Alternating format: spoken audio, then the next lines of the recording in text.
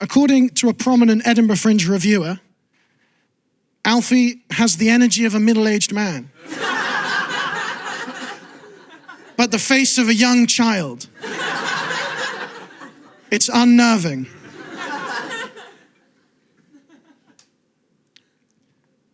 Like at any given moment, he might molest himself. So that's our starting point, Shoreditch. That's where we go from. That's where we're at. I wasn't that surprised when I got that review. Like, I'm aware that I still look like a child. I'm 24, by the way. I am technically an adult. I just look younger. I get told a lot I've got a baby face. I get told a lot I've got a baby face, a Tory voice, and a Princess Diana haircut. It's like a lot to deal with when you're 24.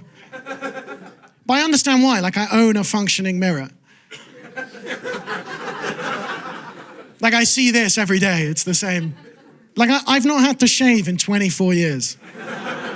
Never. I've been doing Movember for 13 years, and I haven't raised a single pound. It's genuinely 24 years, not a single hair has grown on my face.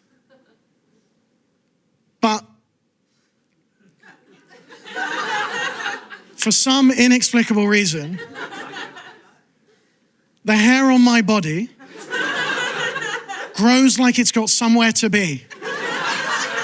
I don't know how else to do this, Shortest. Look at my face. Look at the state of that. Look at it. Don't cover your eyes. Look at it. 15, 35. Nothing, everything. Look at it. That's James Bond. This is James and the Giant Peach. It looks like my chest is trying to babysit my face. Look at it. That's fucking Leonardo DiCaprio. This is all of his girlfriends. It's horrendous. It's horrible. I know I still look like, young because all of the doppelgangers I get are children. Like, the one I get the most is people tell me I look like a young version of the kid from Love Actually.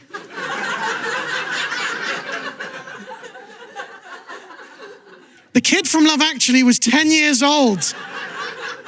If you don't remember the film opens with, the opening credits is Sam, that's what he's called. The kid's called Sam, and it's his mum's funeral. And she's like fully dead. She's not coming back. But Sam's stepfather is Liam Neeson from Taken. And Sam doesn't come out of his room for like 3 weeks after his mum passes. And Liam Neeson from Taken 2 is worried about little Sam. And he takes him to like the river or something. And it's like, oh, you're sad because your mum died. And the kid's like, no. And then Liam Neeson from Taken 3 is like, well, then what's wrong? And the kid goes, I'm in love. And Liam Neeson goes, oh, okay. We will find the girl.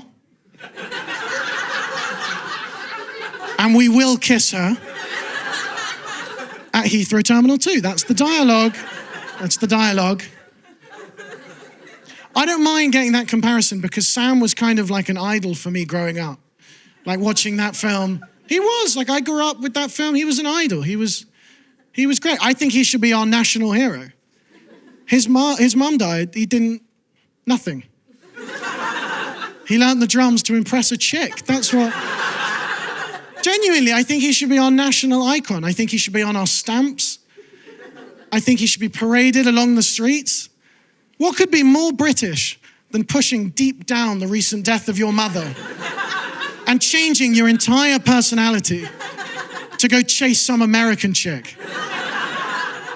Sam from Love Actually walked so that Prince Harry could run. I love him. I do love that film. I think that film fucked me up a bit as a kid, though. Sam had no friends. He had no job. He was just chasing the one. I think I took that a little bit too seriously when I was a kid. Like, I realized as a teenager, I would have changed every aspect of my life to find the one. Like the first girlfriend I got when I was 15 was vegan. So I just went vegan, right? And I didn't mind giving up meat. I didn't mind not eating meat, but she bought vegan shampoo. Plant-based shampoo. The first time I saw the bottle, I just thought, which meat do they usually put in it? And who keeps eating it? Anyway, think about that next time you buy a bottle of Dove. It makes Head and Shoulders more ominous. I couldn't stand it. I would have done though. As a teenager, I would have ruined every aspect of my life to find the one. Like I have a day job, and if I worked as hard at my day job as I do looking for the one, I'd be a very wealthy man by now. Like eating woman, Jesus Christ, where'd that come from? We can cut that out immediately. I was meant to say.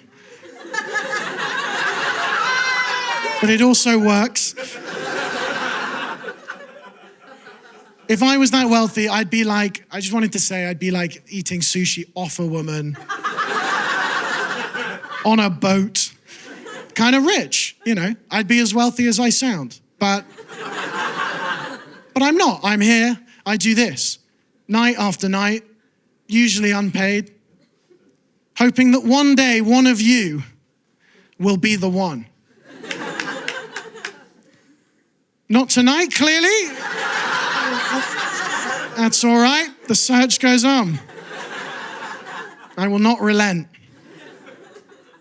I did. I think that film made me very vain and sort of constantly chase love and disregard friendships. Like Sam from Love Actually had no friends, so I thought I didn't need any friends. You know what I mean? Thank you for selling this out, all my friends. But also, I don't think I need any more friends. Do you know how easy it is for men to make friends? I can't speak on behalf of the women in this room, but this is how every man in here made his best friend. When you're 6 years old, they sit you in surname alphabetical order. And whichever kid, despite having absolutely no personality, no common traits, nothing to join you, whichever kid is one after you in the alphabet is the best man at your wedding. That's all it takes for men to be friends. Last year, I went to my cousin's wedding in France, and I went for a wee behind the marquee, and some guy called Greg also went for a wee at the same time. And next week, we're going camping. That's all it takes for men to be friends. Do you understand what I'm saying? The film definitely made me vain. I was definitely a very self-conscious teenager. Like I wasn't a pretty boy like I am now. I was like a long teenager. It was bad. I was very self-conscious because I had really bad acne as a kid. And if you've had acne, you'll know people give you the worst advice when you're self-conscious about acne. Like I remember my mum saying, Alfie, just remember, beauty is only skin deep. I said, yes, Mum, that's the problem. I'm all skin.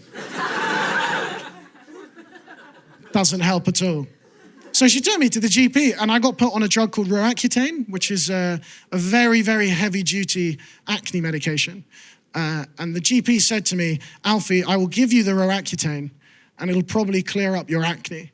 But just so you know, it comes with some adverse mental health side effects. He said, I'll give you the Roaccutane, but one of the side effects of Roaccutane is you might develop low self-esteem. And I said, Doctor, I don't know if you've ever had acne. We're already there, to be honest. If I'm going to be depressed either way, I'd rather glow, you know.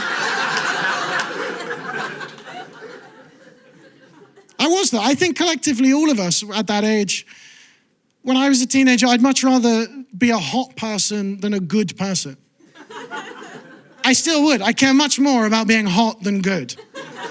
You know what I mean? I think it's harder. I think it's easier to be a good person than it is to be a hot person. Like Margot Robbie can recycle.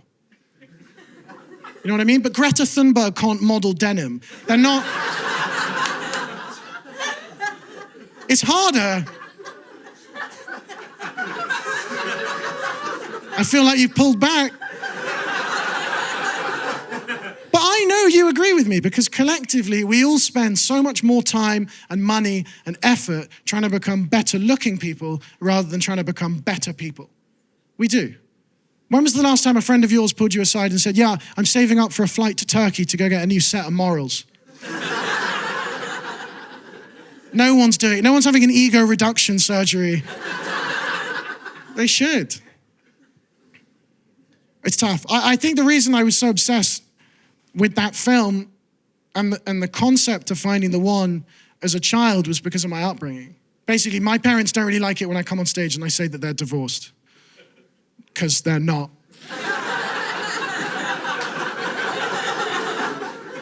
Weirdly picky about that, actually. But they were very different people, my parents, when I was growing up. They're mixed faith. Like, my mum is a devout Catholic woman. And my dad is a devout fan of Arsenal Football Club. Those things really don't mix well at all. Like, as a kid, I used to have to split my time between the church and the Emirates. That's confusing when you're a young kid. Like, I remember being 10, 11 years old, and I used to have to wake up on a Sunday morning, and I'd get into my special outfit, and then we'd meet up with some of the local drunks, and we'd do homophobic chanting for about 90 minutes.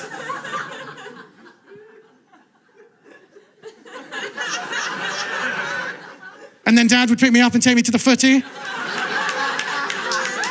Switch on. Terrific. No, I do love my parents. My dad's a lot older than me, though. My dad's 50 years older than me. He's 74.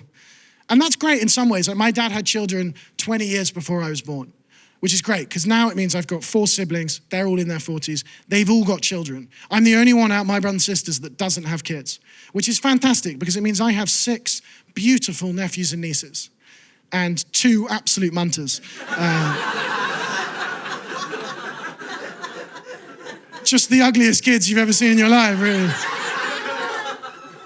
8 in total. I got 8 nephews and nieces. And that's great, but 50 years between me and my dad, that's a generational gap. You know what I mean? Like, both me and my own father don't understand the generation between us. We're looking at millennials from different ends of the same spectrum. We don't understand them. Like, we don't understand how they were raised, how they grew up. Like, millennials famously as a generation that sort of switch career almost daily. Whereas my dad's had one job his whole life, and I will never have one. Apparently, we just don't understand them. Like, millennials are a very sensitive generation, very emotional. My dad was born post-World War II. I was born just before Call of Duty 4.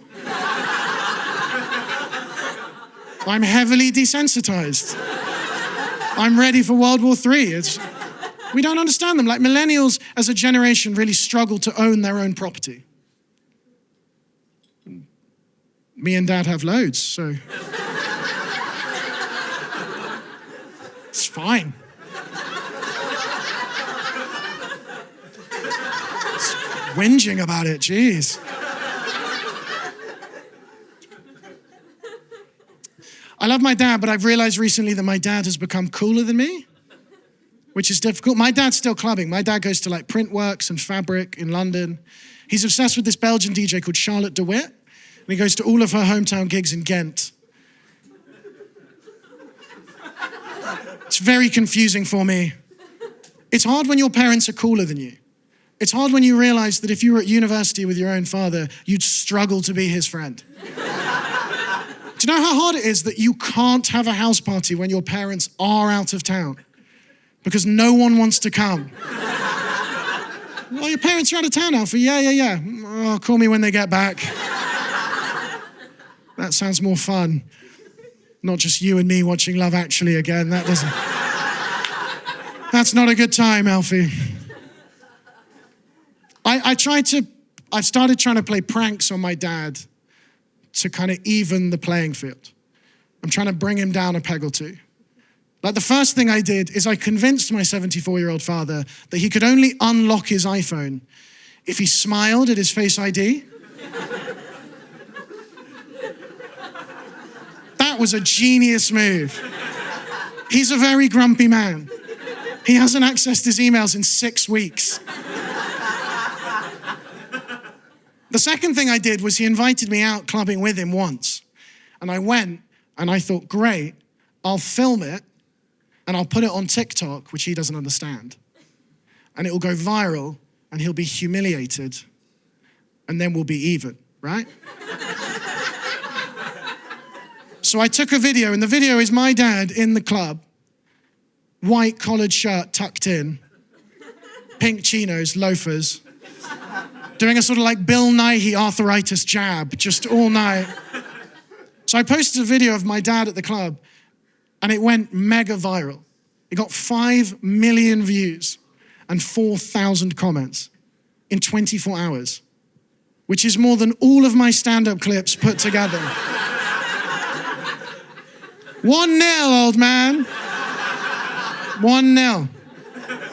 But I thought it's fine. There's so many comments. I'll go to the comments. The comments will be horrible. They'll ridicule him. And finally, balance. And then I opened the comments. And the first comment just said, music has no age. 100,000 likes. The second comment just said, why is this my type?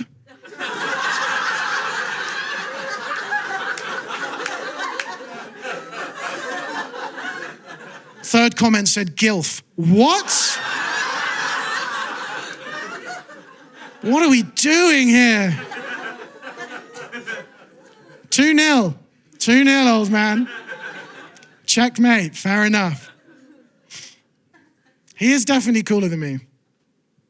There's a rumor going around at the moment that when my dad goes clubbing, he still takes a pill, like a party pill. I don't know. I'm not out with him. It's a weird thing to hear through the grapevine that your dad might be taking ecstasy. Cool, if that's what gets him through the night, fine. Fine. I don't know where he keeps it. In the house with me and mum. I like the idea that my father keeps his ecstasy in a day-of-the-week pill box. Just statins, fish oil, MDMA, keeping him together. Because if he does take a pill, he doesn't really fit the stereotype of men from that generation. Like 74-year-old posh men don't tell their sons they love them very often, right? But when your dad takes ecstasy, every Friday night, my dad tells me he loves me. My dad will call me from the club like a uni mate I haven't seen in years, and he'll be like, oh, Alfie, mate. Oh, I love you. Oh, you're a good kid. We should hang out more. You're like a son to me in many ways. Someone recently taught my dad the word afters for after party, which means my dad will be like, Alfie, mate, I don't want the night to end. We're going to have an afters. Can we have the afters back at your place? I live at home. Which means me and Dad are now playing out this weird parental role reversal where he goes out and gets completely off his tits and then he staggers in at 5 a.m. and I'm just sat there in the hallway like, and where have you been? You better get to bed before Mother finds out about this.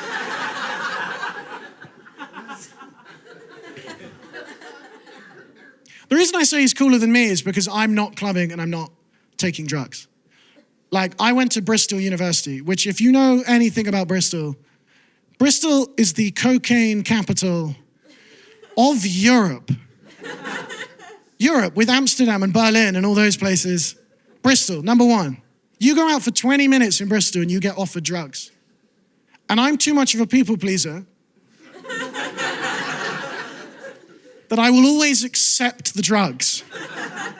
But I'm too anxious to actually feast. I don't know how you take them. Shove them into my eyeballs, whatever you're doing. I'm too paranoid. I'm too scared that I'm going to die in a nightclub. I was too scared that I was going to die on a dance floor. I didn't want to die on a dance floor, no matter how catchy Sophie Ellis-Bextor makes it sound. I thought for me, dying in a nightclub would be unbecoming. For me, not for you. For me, I want a noble death. Like hunting or gout. I don't know, just something more in the family tree. I was so scared. I wasn't even drinking when I went clubbing at uni. I was sober. And it's weird when you're a man especially, I feel like there's kind of a taboo when you're not drinking. It's sort of considered weak. You go to the bar, you got to order a soft drink. I don't know if you've ever had a night out on 7 Fanta Limons. There's nothing soft about it. It's a real sugar high. So I had to develop strategies, basically. When I was at uni, I developed 2 strategies for maintaining social status and seeming cool, but avoiding death in the club. And if you're going out tonight, after this, you can use these, okay? The first thing I would do when someone offered me drugs is I would act like I've already had so much drug that I just couldn't possibly take any more. I go, thank you very much for the offer, but no, I'm full.